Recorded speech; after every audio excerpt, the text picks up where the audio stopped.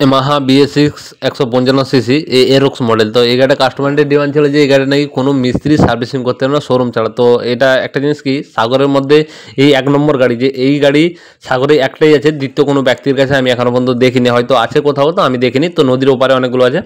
তো এনার সমস্যা ছিল যে সাইড স্ট্যান্ডে যে সেন্সারটা থাকে এইটা অনেক সময় গিয়ে সাইড স্ট্যান্ডে রেখে দিলে গাড়ি আর সেলফ ওয়ার্ক করতো না সাইড স্ট্যান্ডে পড়ে থাকাকালীন। তো সাইড স্ট্যান্ডে একটু সেন্সারের সমস্যা ছিল, আমি সাইড স্ট্যান্ডের সেন্সার বাইপাস করে দিয়েছি, তাও হচ্ছে না।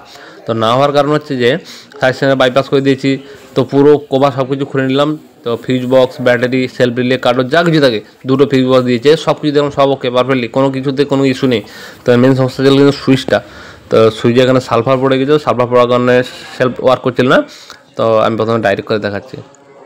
তো ডাইরেক্ট করতে একটু সমস্যা হচ্ছে। তো দেখতে পেয়েছো ডাইরেক্ট করতে পুরো ইজিলি সেলফ ওয়ার্ক স্টার্ট হয়ে গেলো। তো এটা সমস্যা হচ্ছে সেলফ ওয়ার্ক করছিল না, এই সেলফের সুইচটা সমস্যা ছিল, ভালো করে ওয়াশ করে দিয়েছি, এবার পারফেক্টলি পুরো ফিটিং হয়ে গেছে। তো ফিটিং করার পর তোমাদের দেখাচ্ছি। তো ফাইলেন পুরো ফিটিং হয়ে গেছে, দেখতে পাচ্ছ সাইড স্ট্যান্ড ফেলানো অবস্থাও স্টার্ট হচ্ছে, সাইড স্ট্যান্ড তোলা অবস্থাও স্টার্ট হচ্ছে, আর কোনো সমস্যা নেই। তো কাস্টমারের এই যে চ্যালেঞ্জটা অ্যাকসেপ্ট করেছিল যে এটা লোকাল কোনো মেকানিক এটা সারাতে পারবে না, এটা শোরুম ছাড়া। তো এটা আমি ওই কাস্টমারের চ্যালেঞ্জ অ্যাকসেপ্ট করেছি যে এটা আমি সারিয়ে দেখাবো যে কেন পারবে না কোনো যে কোনো মেকানিক, যে এমন কোনো গাড়ি বা এমন কিছু নেই যে কোনো মেকানিক পারবে না, সবার পক্ষে সম্ভব। ঠিক আছে, একটু দিমাগ খাটাতে হবে, চেষ্টা করলে সবই সম্ভব হয়, কোনো কিছু অসম্ভব না। ভিডিওটা ভালো লাগলে লাইক, শেয়ার, কমেন্ট করবে।